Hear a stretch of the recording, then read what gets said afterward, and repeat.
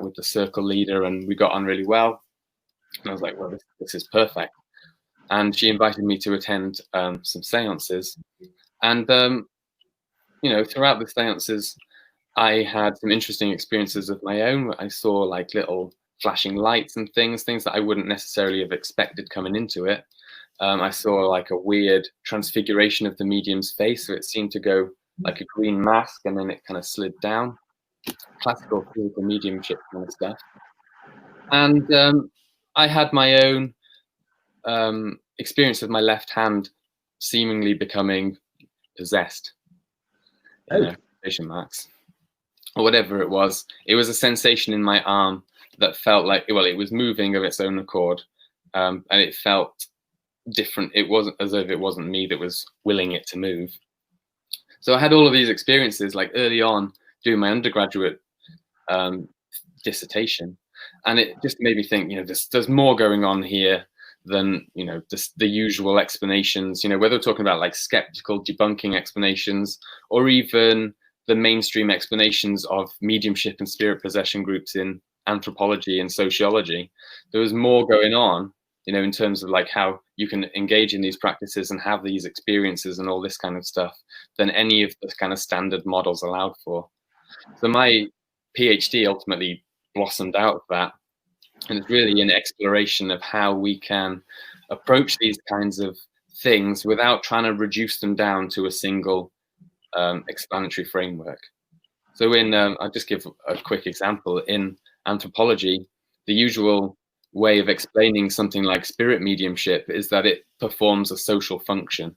It does something for people like, for people who are grieving, it allows them to feel, connected to a loved one, or it allows them to, come to terms with, death of a loved one, that kind of thing. So it's basically explained in terms of the function that it performs for people. And it's usually like a psychological function. But this doesn't really kind of like, it doesn't really cut the mustard. It doesn't explain how, for example, these kinds of experiences occur. It doesn't give a reason for, seeing flashes of light and things like that. So yes, it may perform a social function. In fact, it does. You can't argue with that. But there's also more going on beside that. So that's what my thesis is about, is how can we develop a framework for incorporating that, the other things as well, without reducing it down to just a sociological or a psychological explanation. That is fascinating. Laura, got any comments on that? Jonathan's speechless. That's what's happening. I'm just gonna like bask in that, because it's a rare thing, Jonathan, for you to be speechless like that. So, totally take on board what you're saying. It's about connectivity, connecting people in, an area to help them be able to facilitate that loss, within themselves, and shift. Again, it's back to shifting as well. It's about, I suppose, explaining along the journey. It's not about ever coming to a conclusion. I don't think we'll ever get a conclusion in this life. I do feel as a medium that many different species probably, and people, spirit people. I was on Pure Paranormal radio show last night, and I put the concept out there of, what if we were actually the spirit ones to other people in another reality, right? And they're actually in bed going, can you hear that noise? Right? I can hear somebody talking, I can hear somebody walking. All right. Mm-hmm. So there's so much really to consider. And as a medium, I know that, I'm a trained grief counsellor. I'm a trained counsellor. I'm also in 1 foot in the science part, 1 foot in the spiritual part as well. I like to have an explanation, mainly probably because there's probably a little bit of curiosity and understanding in myself of how that can happen. I've kind of detached though from the whole kind of, I don't need to prove that to anybody, right? I don't need to find an explanation. It just is. Mm-hmm. Right? Like if you're, fairies at the bottom of the garden, they exist, they just are, right? I can have very rational explanations for that, to never to justify to other people. My job isn't to show people, look, there's definitely, a spirit there. My job is exactly as you've talked about, to help reconnect people when they're going through grief, right? By letting them know their loved ones are okay, by providing evidence. And I've got to be honest, there's times would even I sit there and go, holy crap, I'm not clever enough to get that. Where does that come from? But I try not to get caught up in the how. Mm-hmm. Only that it is. My job is a messenger and communicator. You know, that's how I'm designed. It's not to question that, because once you start doing that, you're into the whole question of whether God exists or not. The big question. You get groups of people that have orchestrated religion, right, around the world, right, all following each other, you know, like sheep, right, just trusting in, you know, one thing in particular. Then I find it very incredible that they would judge people like yourself or me for argument's sake, right? That just doesn't make sense to me. I feel that if you're brave enough to actually tell the world what you see, it's not really for them to judge, right? I've moved on by that time, and I'd like to think that other people do as well. You know, your job is to just show this, to draw attention to it.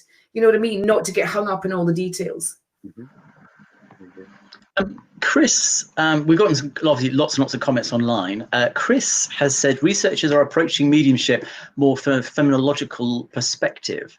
Mm-hmm. Well, I would argue that is the definition of research, in terms of phenomena is the only thing you can document and measure. Would you say that there is another approach in terms of creating understanding? Well, what I think is a phenomenological approach. My understanding of a phenomenological approach is, in philosophy, phenomenology is about it's about our experience of the world. So understanding the world based on our first-person experience, which can include all sorts of crazy kinds of experiences as well.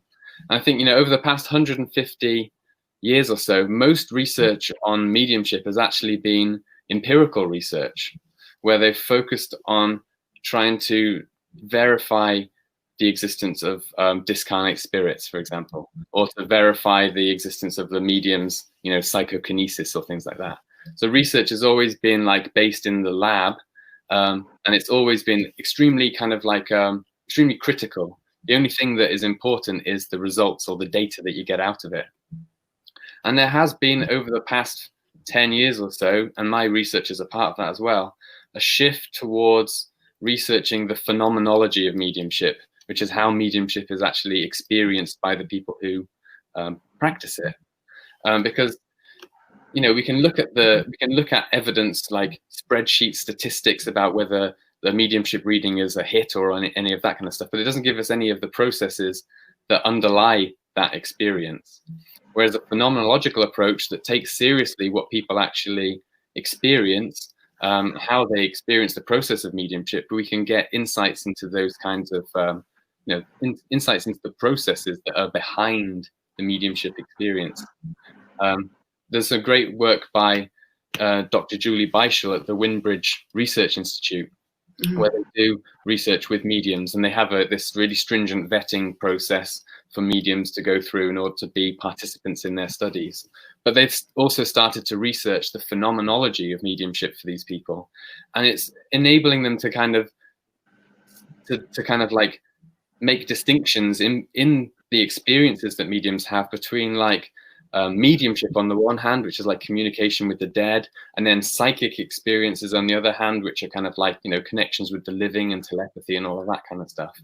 And the interesting thing about it is, when you look at it from a phenomenological perspective, like how they experience it, they experience both of these things in very kind of different ways. So it's starting to tease out the kind of underlying processes that are going on in mediumship and that kind of stuff. Right. My thing is, are mediums setting these boundaries, right? Are setting these questions, right? If you go into academia, you get academics that set, you know, the parameters, right? You don't get mediums coming along setting the parameters for academics. So why are academics setting the parameters for mediums? That's a good question. Well, I mean, academia is all about trying to fit stuff into a framework.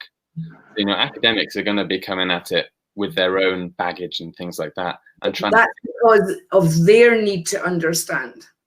Yeah, their need to measure it, right? And they can only measure as far as their intellect will allow them. But if mediumship and connecting in any way, like even with fairies and stuff, actually resides in a different energy, in a different way of the brain working and operating, that's what I believe anyway. Yeah. It can't be set by people that are linear thinking, for argument's sake. Yeah. Well, I mean, people like myself, there are researchers who are interested in trying to understand this other way of thinking about the world, or another way. Yeah. And that's what we're trying to do, by taking people's experiences seriously and treating people's experiences as the data. In defense of science, the argument, one of the problems is, because my specialty was quantum theory, and I realize it's a really big subject trying to understand that, and obviously very theoretical. And there's an issue of reductionism. And what happens in science is you end up with massive reductionism, and you basically get a research project and funding and budget for a single abstract to look at one little project and not outside it. And the research is then done to look at this little thing. And if you go, yeah, but I want the bigger picture, it's like, well, your funding was for this, you've got to do this. So there is, in physics, there's a classic thing called the Young's duality, the Tussle experiment. And there was this whole thing about, is a photon a wave or is it a particle? And there was a whole lot of experiments done to try and look definitively for the past 100 years, is a photon a wave or is it a particle? Classical theory was saying it was a wave, quantum theory saying it's a particle. And then what happened was basically the device, the equipment, the experiment set up basically would give the answer you went in with. So you go, this experiment's to prove it's a wave, yeah, got a wave. This experiment's to prove it's a particle, got a particle. And unfortunately, you're basically getting the answer you were going out to prove. And that's a problem with reductionism. And that's a problem with, again, with that element of research, is that you end up proving, but you're proving the bit you wanted to sort of focus on. And that's why the ecology look of it is so much more important, because it's trying to comprehend this very big and very difficult subject, which phenomenological and research is going to really struggle to produce the parameters it's going to need. You know, sorry, I'll go to, if I start talking, you won't shut me up. No. But Dr. Hunter, I want to talk about, have you ever seen? Jonathan, I'm there going, why? Sorry? Even I'm there going, why would they spend loads of money in actually deciding either or? Why does it always have to be an either or? Right? Well, some resides in between that. Yeah, sometimes it will show parameters, and it will show it agreed with it, or it slightly agreed with it, or it came in within the parameters, or it didn't show it, or it did show it. So sometimes, you know, there's a broad spectrum, but generally, in terms of the very big picture about why we're here, this reductionism tends to just focus on a little edge element. It's really not the bigger picture, which is struggling. That's the problem with science generally. But at least it's a framework, and it's a framework of fundamental understanding and truth. Yes. If there is a thing called truth, it's going to be mathematics and nowhere else. I would say you can't build a fence without having the posts, right? So even mediums need frameworks, right? But Yes. we work in reverse to what you're describing, right? Sorry. We work in reverse. We position the framework first, right? Then we use the framework in order to access other information. For example, it's possible to fix a washing machine without actually reading the manual. As long as you have a fundamental understanding of some basic framework, you can fix a washing machine without reading the whole damn book. Or you can make a massive mistake and flood your kitchen. No, it's called, there's an energy, Jonathan, is what I'm saying, that when you're in that energy, right, and trust in your own ability, you can connect with that energy. You know how to fix the washing machine. You always did do. Or you could electrocute yourself and kill yourself. That's fear. That's fear. Or I just say bring in the professionals. But I want to talk, Dr. Hunter, about physical mediumship. Would you say that you've ever seen any evidence of physical mediumship? Well, yes. The face that I saw, the mask. I mean, the transfiguration is a classical physical mediumship phenomenon. So I think, you know, that I've seen. I did see ectoplasm once. Wow. But unfortunately, I wasn't 100% convinced by it. I was going to say you didn't not there yet. I would say you weren't in a position to grab a sample and get it down to the lab for analysing. No. I think you're probably going to think, because you haven't seen it before, you've got no prior logical perception of what the expectation is of what you should be seeing. There's nothing attached to that perception, you see. That's gathered over time by the way the brain works. So, and this is why I don't want to rule it out completely, because I don't know actually what ectoplasm looks like. And, you know, if you read the historical accounts of materializations, it can be, you know, practically indistinguishable from, you know, physical matter. It can be just like a real human being, or it can be like silk or clothes and things like that. So, you know, I don't want to rule out this experience of ectoplasm. I'll just give you a little bit of the context of it. It was in a seance at the Bristol Spirit Lodge with a visiting physical medium. And they basically said, the medium, or the spirit speaking to the medium, said, "Do you want to see some ectoplasm?" And everyone was like, "Yeah, we want to see some ectoplasm." And the spirit was like, "Okay, turn off the lights then." So he turned off the lights and he was like, "Turn up the music." So he turned up the music and waited for a little while, in the darkness, feeling the same vibes. And then you already look like you can't believe you're actually saying that, never mind seeing it, right? It was a wonderful experience. Everything, yeah. I loved it. And and then the spirit says, "Okay, you can turn on the red lights now." So they turn on the red lights, and after the, you know, there's been like a few minutes of sitting in darkness, and coming out of the cabinet, which is a cornered off corner in the room, there was this thin strip of silk, or it looked like silk, that was attached to the top of a spirit trumpet, which is like a, you know, like a metal cone basically that spirits talk through in seances. And yeah, exactly. And it was they float around in the seance room, and this strand of silk was connected to the top of the trumpet. And then the spirit said, "Do you want to see the ectoplasm moving?" And everyone was like, "Yeah, we'd love to see the ectoplasm moving." So it said, "Switch off the lights, turn the music up." And then so we'd have to do the whole thing again. And then when they turned the lights back on again, when the spirit said it was okay, all it was doing, it was like someone was holding onto the end of it inside the cabinet, and it was kind of like waggling about a little bit. So I wasn't like 100% convinced by that at all. But that said, I can't rule out the possibility that it could have been real. You mean literally somebody was actually doing this with the trumpet? Yeah, they were waggling the strand of silk ectoplasm that was attached to the top of the trumpet, and it wasn't much more exciting than that. So I did see ectoplasm, but I'm not sure whether it was real ectoplasm or not. So you just undermined the whole goddamn story. That's what I was thinking. I know. You had grit. I know. We were, listen, Jonathan and I had our bags packed, right? And we were heading down the route, and then suddenly we slammed the brakes on and we're like, hang on. Wait a minute. That's the problem with these kind of things, with the paranormal. It's not going to let you get the But, you know, I want to stress as well that this visiting medium, he was different. There was a set group of mediums at the Bristol Spirit Lodge who were developing mediumship of their own kind. You know, they were trying to develop physical mediumship and trance and all of that kind of stuff. And they were the ones that I did most of my seances with. And it was with them that I had my most interesting experiences. And this visiting medium, you know, you had to pay him and all of this kind of stuff. So it's a different, I wouldn't want to tar the whole of the practices of the lodge because of this visiting medium's, you know, ectoplasmic materialization. It is an absolutely fascinating subject, and I think we need to come back to it. I think we need to look at the whole transmedium element of it, because it is a big subject. And as a physicist, you know, physical violation of the laws of physics get me very excited, and I'm waiting for things to start moving of their own accord. So I'm still waiting. But Dr. Jack, we are almost running out of time. So Dr. Jack Hunter, thank you so much for coming on. That was fascinating. If anyone wants a copy of his book, if you go to thesupernaturalmagazine.com, look at Faeries at the bottom of the garden, search for that. I'll ask Norrie to put it up higher so you can find it. And there's links to Amazon where you can buy his book, Greening the Paranormal. So Dr. Jack Hunter, thank you so much. Enjoy the rest of lockdown and your teaching. Good luck with your sacred space. That looks beautiful. The little picture on your blog looks amazing with the little garden you have created. It's beautiful. I think we should all go out and create a little sacred space in our own gardens. Definitely. So thank you so much and have a great time.